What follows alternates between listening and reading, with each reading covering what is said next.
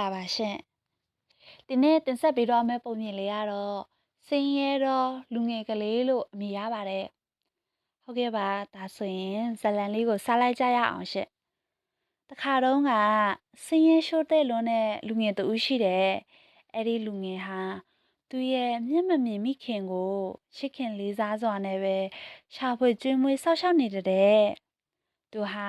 တားအလိမ်မာလေးတူဖြစ်တဲ့အပြင်သူရဲ့ကိုကျင့်တရားကိုသူ့အသက်ထက်တောင်မှတမိုးထားတဲ့လူစားမျိုးပေါ့နော်သူဟာသူတစ်ပါးအကျိုးကိုလိုလားပြီးတော့ဘယ်တော့မှသူတစ်ပါးကိုထိခိုက်ပျက်စီးစေရှင်တဲ့စိတ်မျိုးမထားဘူးတဲ့မကောင်းမှုကိုလုပ်ဖို့စိတ်ကူးနဲ့တောင်မှမစင်စားဘူးတဲ့လူမျိုးပေါ့သူဟာလူအများတို့ထင်ကြီးရတဲ့သူရဲ့ဒီစိတ်ဝိညာဉ်ဖြူစင်တန့်ရှင်းတာကိုပဲဦးစားပေးအလေးထားတဲ့ပုံကိုမျိုးဖြစ်တယ်လူတွေအထင်ကြီးရင်ပြီးရောပဲငွေရရင်ပြီးရောပဲဆိုပြီးတော့မကောင်းတာလုပ်လဲရတယ်ဆိုတဲ့လူတွေကိုသူကသိရွမုန်းတတ်တယ်သူကိုယ်တိုင်ကစားစရာမရှိခဲ့ဘူးဆိုရင်တော့မှဘယ်တော့မှမတမာတဲ့နီးရုံမာတဲ့နီးလန်းတွေနဲ့စီးပွားရေးမရှာဘူးတဲ့သူဟာရရအလုပ်တိုင်းကိုကြိုးကြိုးစားစားနဲ့လုပ်ကင်ပြီးတော့သူ့ရဲ့မိခင်အိုကြီးကိုရှာဖွေလှုပ်ကြွေးနေတယ်ပေါ့တခါတရံမှာတော့သူအလုပ်လုံးဝရှာလို့မရတဲ့အခါဆိုရင်သူ့အမေစားဖို့ဆိုပြီးတော့မျက်နှာငင်ငင်နဲ့လမ်းတွေမှာလိုက်တောင်းရမ်းစားတော့ရတယ်တနေ့မှာတော့သူအဲ့လိုလိုက်တောင်းရမ်းနေရင်နဲ့လူတွေဟာစိုးရိမ်ပူပန်တောကရောက်နေရတဲ့အကြောင်းတွေကိုကိုစီကိုငါပြောဆိုတန်ကိုသူကြားလိုက်ရတယ်အဲ့ဒါနဲ့ပဲဒီရဲ့အကြောင်းစုံကိုသူမင်းမြန်းစုံစမ်းကြည့်လိုက်တဲ့အခါမှာတော့ဒီမကောင်းဆိုးဝါးကြီးတစ်ကောင်ကဒီတိုင်းမီကိုကျူးကျော်သိမ်းပိုက်မယ်လို့ရှင်းလျှောက်ထားတဲ့ဘရင်ကြီးဟာသူ့ရဲ့စစ်သားတွေကိုစေလွတ်လိုက်ပေမဲ့လည်းအဲ့ဒီရဲ့စစ်သားတွေအားလုံးဟာဒီမကောင်းဆိုးဝါးရဲ့ရှေမုံမှုကိုခံလိုက်ရတယ်လို့ဆိုတယ်လူငယ်လေးကလည်းဒီရဲ့သတင်းကိုကြားကြားရှင်းမှာပဲဒီအဆောက်စစ်သားနေသဆင့်သူဟာမကောင်းဆိုးဝါးကြီးကိုရှေမုံနိုင်တယ်လို့ဘရင်ကြီးစီကိုစကားပါခိုင်းလိုက်တယ်ဘရင်ကြီးကလည်းဒီသတင်းကိုကြားလိုက်ရတဲ့အခါမှာဝမ်းသာအားရနေပဲ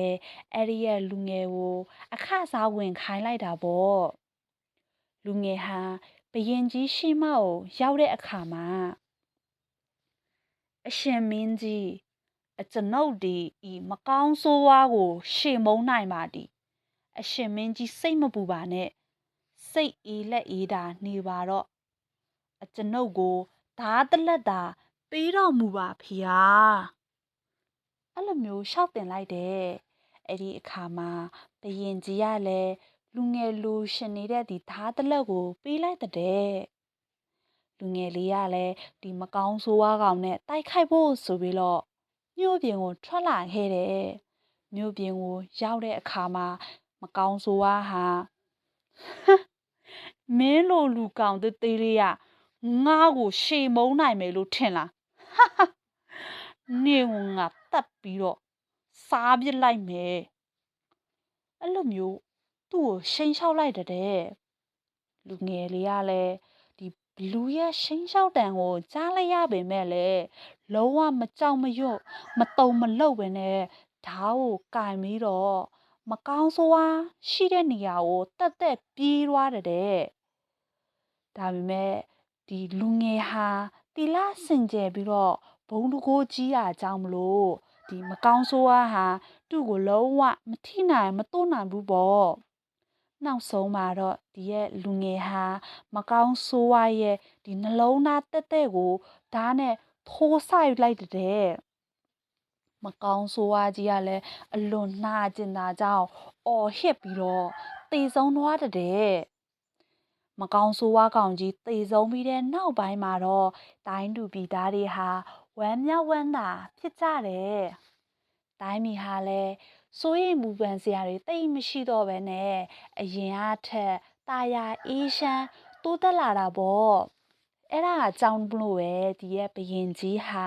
အဲ့ဒီရဲ့လူငယ်ကိုမြို့စားရာထူးကိုရှင်းမြောက်လိုက်တယ်။အဲ့ဒီကနေစပြီးတော့ မြို့စားကြီးနဲ့မျက်မမြင်မိခင်အိုကြီးတို့ဟာအသက်ထက်ဆုံးပျော်ရွှင်စွာနဲ့နေထိုင်သွားတဲ့ဟုတ်ကဲ့ပါပုံပြင်လေးကနေပြီးတော့လူဆိုတာကလူတွေ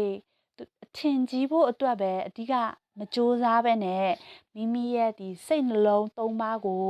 အသက်နိုင်ဆုံးစင်ကြယ်တန့်ရှင်းအောင်လို့ထားတာကမင်္ဂလာတစ်ပါးဖြစ်တယ်ဆိုတာကိုသိစေချင်ပါတယ်ရှင်ဟုတ်ကဲ့ပါအခုလိုမျိုးနားတော်သားဆင်ပေးတဲ့ပရိသတ်တိုင်းကိုလည်းကျေးဇူးတင်မိပါတယ်ရှင်မင်္ဂလာရှိသောနေ့ရက်လေးဖြစ်ပါစေရှင်